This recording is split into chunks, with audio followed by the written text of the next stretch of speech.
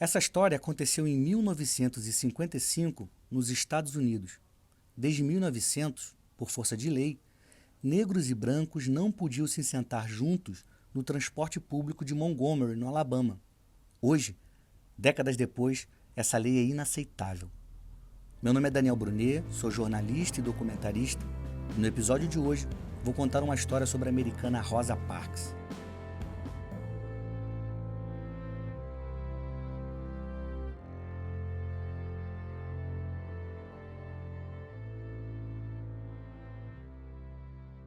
Os brancos tinham preferência nos assentos dos ônibus. Se algum negro estivesse sentado e chegasse um branco querendo se sentar ali, o negro tinha que se levantar.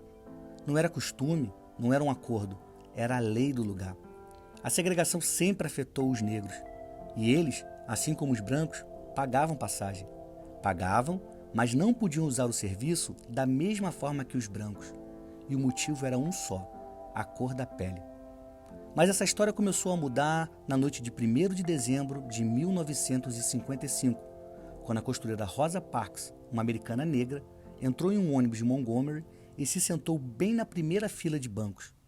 O ônibus seguiu sua rota e foi enchendo no caminho. Em determinado ponto, havia homens brancos em pé e Rosa Parks estava sentada com outros 3 negros. Foi então que o motorista James Blake, um homem branco, exigiu que os negros se levantassem. 3 acataram a ordem, mas Rosa Parks não. Ela continuou sentada. O homem branco então parou o veículo e a questionou. Mas sabe o que ela fez? Ela se moveu, só que para o assento da janela. A lei dizia que ela não podia estar sentada ali. O motorista Blake estava de pé exigindo o cumprimento da norma. Alguns negros já tinham saído de perto, mas Rosa não mudou de ideia. Para ela, o mais correto a se fazer era enfrentar a lei injusta. Mas Blake não se deu por vencido. Diante da negativa da costureira, ele chamou a polícia e Rosa acabou presa. Foi levada a um tribunal e condenada por desrespeitar a lei. Teve que pagar fiança para sair da cadeia. Só que a prisão dessa mulher gerou um dos maiores movimentos pelos direitos civis que o mundo já viu: o boicote aos ônibus de Montgomery, liderado por Martin Luther King Jr. Por 381 dias, os mais de 40 mil negros que usavam ônibus naquela cidade arrumaram outro jeito de se locomover. Foram de bicicleta para o trabalho, de carona com outros negros ou a pé mesmo.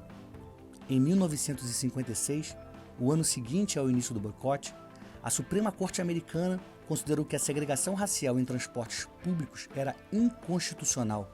Essa foi uma grande vitória e, a partir daquela decisão, as normas que sustentavam a segregação racial nos Estados Unidos começaram a ruir. Tudo porque uma mulher resolveu fazer o que lhe parecia justo. Naquele episódio, James Blake, o motorista, só estava fazendo o seu trabalho. E a história separou lados diferentes para cada um deles. Em 1976, Rosa morava em Detroit e uma avenida da cidade foi batizada com seu nome. Em 1983, Rosa Parks entrou para o Hall da Fama do estado do Michigan, onde fica Detroit. Em 1996, ela ganhou a Medalha Presidencial da Liberdade das mãos do então presidente Bill Clinton. 2 anos depois, ganhou a Medalha de Ouro do Congresso americano. Em 2002, Rosa enfrentava problemas financeiros e foi despejada de seu prédio. Só que a Igreja Batista Watford Memorial a ajudou e o caso comoveu o país. Sabe o que aconteceu? O banco que lhe cobrava uma alta quantia de dólares perdoou a dívida e a deixou viver de graça no prédio pelo resto de sua vida. Ainda em 2002, a história de Rosa Parks virou filme e passou nos cinemas de todo o mundo.